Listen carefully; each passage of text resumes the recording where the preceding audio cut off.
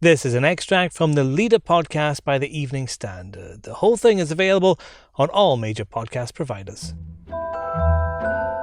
Culture Secretary Oliver Dowden's written for the Evening Standard, explaining how the government's supporting the arts with its near £1.6 billion recovery fund.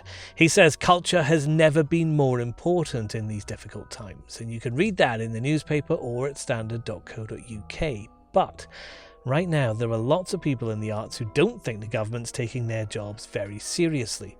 There was the retrain issue and its online job quiz that seemed to suggest theatres are full of undiscovered boxing champions. Now there's hashtag Fatima, an online row over an advert suggesting a ballerina could be working in cyber that's caused so much fury, even Mr. Dowden's distanced the government from it, calling it crass.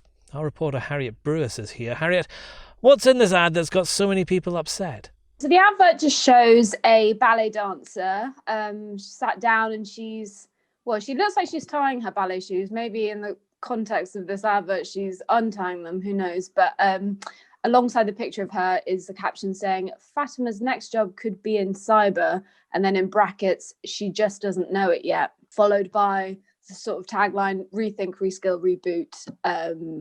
And the HM government stamp. It's caused a lot of upset, I think, particularly because it's such a fraught time anyway. It's kind of hit a nerve with the creative industries, suffering so much. But people have basically read into this, the government is encouraging people to abandon their dreams of working in the arts and go for something maybe a bit more prosaic. Yeah, now this advert's not actually connected to any coronavirus campaign, is it? It's actually a recruitment advert and one of several for cybersecurity. But even still, coming off the back of the government saying maybe people in creative arts should retrain to do other roles, that's how it's being taken, isn't it? That people are feeling that their jobs in the creative industries aren't being taken seriously. Yeah, so that's what's quite interesting. I've been doing quite a lot of digging this morning, trying to find out when these specific adverts were actually released. And as you say, it forms part of the series. So when you look at it in the broader context of the actual campaign, it doesn't seem quite so sort of shocking because it's part of this kind of patchwork which shows a guy in retail and a similar catchphrase. It's like Dan's next job could be in cyber, or Tom's next job could be in cyber, and it shows a hairdresser and people in various other professions. So it's not just singling out the creative industries. It's an advert for the Cyber First campaign that is run by the National Cybersecurity Centre. That campaign was launched in February 2017.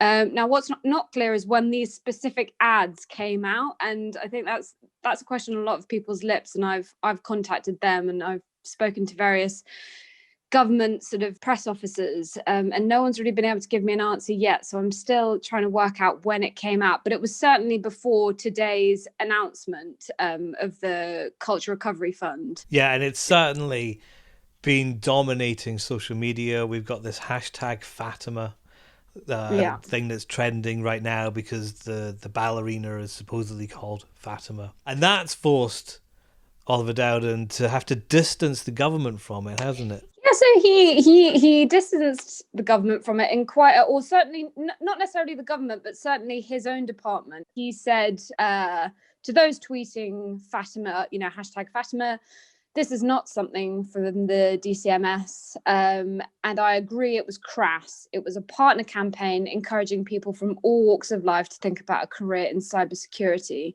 And then he went on to say, I want to save jobs in the arts. So he was quite clear that this was not anything to do with his department, which is the digital culture, media and sport.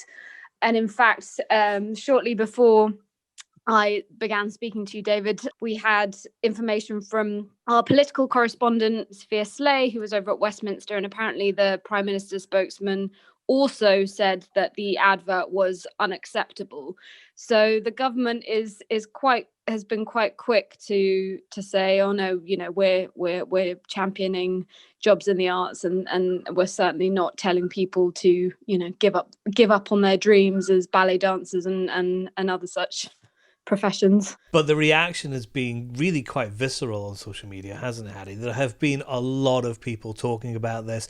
It seems to have kind of concentrated all of the anger that a lot of people in the arts industries, the creative industries, have been feeling over the last few weeks, regardless of this huge fund that has been announced by the government today. You know, hashtag Fatima has been the one that's really attracting the attention. And, you know, you've had, as you say, sort of high profile people kind of weighing in on it. So you've got people like the Shadow Health Minister, Rosanna Allen Khan tweeting, you know, don't let anyone tell you you're not good enough because you don't conform to their preconceived social norms.